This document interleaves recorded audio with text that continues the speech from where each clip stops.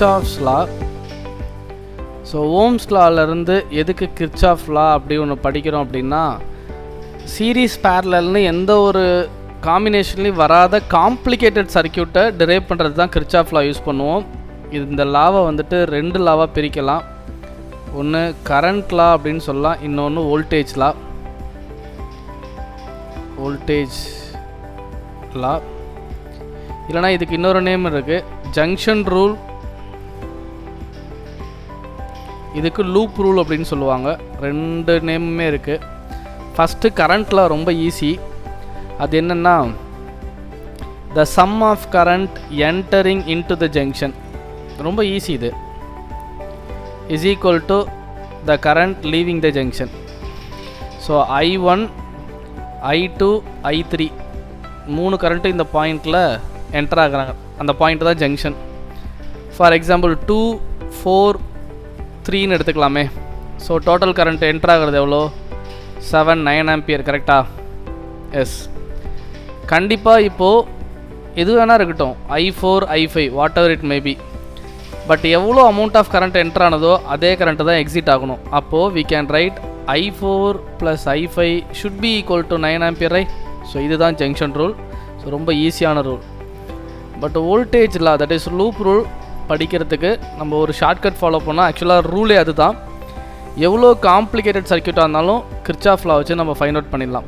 முதல்ல இப்போ நான் ஒரு சர்க்கியூட் எக்ஸாம்பிள் கொடுக்குறேன். ஒரு சர்க்கியூட்டில் 2 பேட்டரி இருக்குது, 2 செல் இருக்குது. பேட்டரின்னு சொல்லக்கூடாது, ஏன்னா ஒரு பாசிட்டிவ் ஒரு நெகட்டிவ் இருந்தால் அது செல்லு. தென் அதேமாரி இப்போது இங்கே ஒரு ரெசிஸ்டன்ஸ், இந்த இடத்துல ஒரு ரெசிஸ்டன்ஸ் இருக்குது. ஓகே, ஸோ இதை E1ன்னு எடுத்துக்கலாம், இதை E2ன்னு எடுத்துக்கலாம், R1 R2 R3 R4. So ரொம்ப ஈஸி தான். நீங்கள் ஷார்ட்கட் ஃபாலோ பண்ணிங்கன்னா, அந்த ரூலை புரிஞ்சுக்கிட்டிங்கன்னா நீங்கள் லூப் எப்படி வேணால் அசியூம் பண்ணலாம். ஸோ லூப் இந்த sense either clockwise or anticlockwise, இதான் லூப் அப்படின்னு சொல்லுவோம். இதுக்கு இப்படி தான் அசியூம் பண்ணணும்னு எந்த ஒரு கண்டிஷனும் கிடையாது, எப்படி வேணால் அசியூம் பண்ணிக்கலாம். அதுக்கு முன்னாடி இந்த ரூல் என்ன அப்படின்னு பார்த்துடலாம். So imagine negative positive. நீங்கள் அசியூம் பண்ணுற லூப் வந்துட்டு இந்த பாசிட்டிவ் டெர்மினலை விட்டு வெளியில் வந்தால் அதோட வேல்யூவை நீங்கள் ப்ளஸ்ன்னு எழுதணும், ப்ளஸ் வோல்டேஜ்னு எழுதணும். நீங்கள் அசியூம் பண்ணுற லூப் வந்துட்டு இந்த பொட்டன்ஷியலுக்குள்ளே என்ட்ரு ஆனாங்க அப்படின்னா அதை நீங்கள் -Vன்னு எழுதணும். ஏன்னா higher potential to lower potential, negative to positive மாதிரி இமேஜின் பண்ணிக்கோ. இந்த பாயிண்ட்லேருந்து இந்த பாயிண்ட்டுக்கு போகிறாங்கன்னா பொட்டன்ஷியல் டிஃப்ரென்ஸ் இன்க்ரீஸ் ஆகுது, அதனால் ப்ளஸ். இப்போது இந்த ஆரோ மார்க்கை பாருங்கள், பாசிட்டிவ் ஹையர் பொட்டன்ஷியல்லேருந்து லோயர் பொட்டன்ஷியலுக்கு போகிறாங்க, அதனால் மைனஸ். ஓகே, அண்டு கரண்ட்டு போகிற டைரெக்ஷன்லேயே நீங்கள் அசியூம் பண்ண லூப்பு போணுச்சுன்னா +IRன்னு எழுதணும் ரெசிஸ்டன்ஸை கிராஸ் பண்ணும்போது. கரண்ட்டு போகிற டைரெக்ஷனுக்கு நீங்கள் அசியூம் பண்ணுற லூப் ஆப்போசிட் டைரெக்ஷனில் போணுச்சுன்னா அதை -IRன்னு எழுதணும். ஸோ இப்போது இதில் நம்ம கண்டிஷன் பார்த்துடலாம் லூப் அசியூம் பண்ணி. ஸோ நம்ம நேம் எடுத்துக்கலாம், A B C D E F. First loop என்ன அசியூம் பண்ணலாம் அப்படின்னா, ஸோ ஓகே ஃபைன், நான் இந்த ரைட் சைடில் எழுதுகிறேன். ஓகே, கொஞ்சம் ஸ்பேஸ் மட்டும் இல்லை, அட்ஜஸ்ட் பண்ணிக்கோங்க. A B C D E F. So first நான் அப்பர் லூப் எடுத்துக்கிறேன், A B C F. கண்டிப்பாக அகைன் ஏல முடிச்சிடணும்.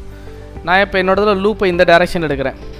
இந்த லூப்பு பார்த்தீங்கன்னா பாசிட்டிவ் டெர்மினலை விட்டு வெளியில் போகுது. அப்படியே சுற்றி பாருங்கள், பாசிட்டிவ் டெர்மினலை விட்டு வெளில போகுது. கரெக்டாக? வெளியில் போனால் இங்கே என்ன எடுத்துக்கணும்? +V எடுக்கணும். கரெக்டாக? ஸோ நான் இங்கே என்ன எடுத்துக்கிறேன்னா +E2.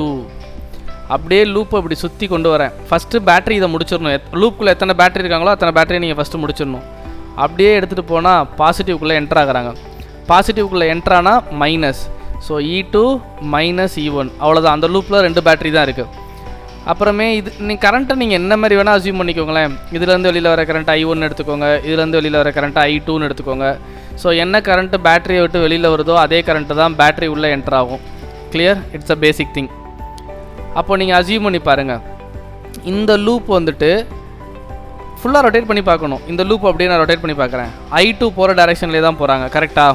I2 போகிற டைரெக்ஷன்லேயே தான் போகிறாங்க. அதனால் கரண்ட்டும் லூப்பும், இது கரண்ட்டு இது லூப் ஒரே டைரெக்ஷனில் போனால் என்ன எடுக்கணும், ப்ளஸ்ன்னு எடுக்கணும். அப்போ ப்ளஸ் I2 எதை கிராஸ் பண்ணி போகுது, R2, ஓம்ஸ் லா. அப்படியே இப்படி ரொட்டேட் பண்ணி பார்க்குற இந்த லூப்பை I1க்கு ஆப்போசிட்டாக ட்ராவல் ஆகிட்டு இருக்காங்க. ஐ ரிப்பீட், அன்டூ பண்ணி பண்ணுறேன் பாருங்கள். அப்படியே லூப்பை போகிற I1க்கு ஆப்போசிட்டில் போகுது. அப்போ நான் என்ன எழுதணும், மைனஸ் I1 R1, ஏன்னா ஆப்போசிட் டைரெக்ஷன். இப்போ இந்த லூப் அசியூம் பண்ணுவோம் ஆன்டி கிளாக்வைஸ் டைரெக்ஷனில். ஸோ இப்படியே வர கரண்ட்டு இப்படி வருமா, வந்து இப்படியே போகும். அப்புறம் இந்த I1 I2 கரண்ட்டு சேர்ந்து ஒரு I3ன்னு வச்சுப்போம். ஏன் சொல்கிறேன்னா, I2 is entering into the junction, I1 is entering into the junction. கண்டிப்பாக இந்த ரெண்டு கரண்ட்டும் சேர்ந்து வெளியில் வரும்.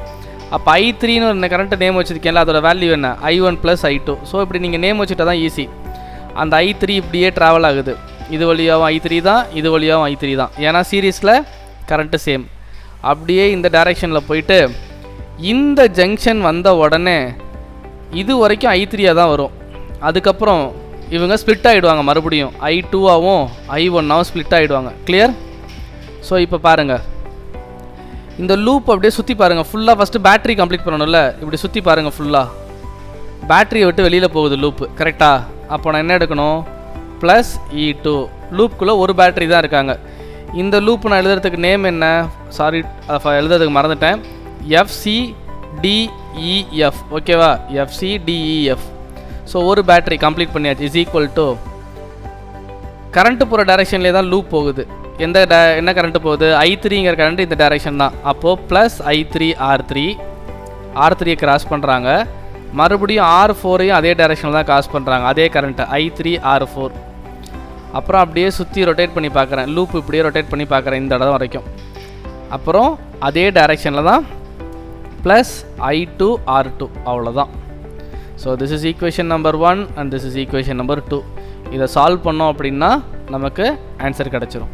ஸோ இப்போ நீங்கள் EMF கேல்குலேட் பண்ணணும்னா இந்த ஈக்குவேஷனை ஃபுல்லாக மைனஸால் மல்டிப்ளை பண்ணி ப்ளஸ் பண்ணிங்கன்னா இந்த E2 இந்த E2 கேன்சல் ஆகிடும். ஸோ 3 ஈக்குவேஷன் 3 வேரியபிள், 2 ஈக்குவேஷன் 2 வேரியபிளில் நீங்கள் ஆன்சரை ஈஸியாக ஃபைண்ட் அவுட் பண்ணிடலாம். ரொம்ப ரொம்ப இம்பார்ட்டன்ட் கிர்ச்சாஃப் லா. ஓகே.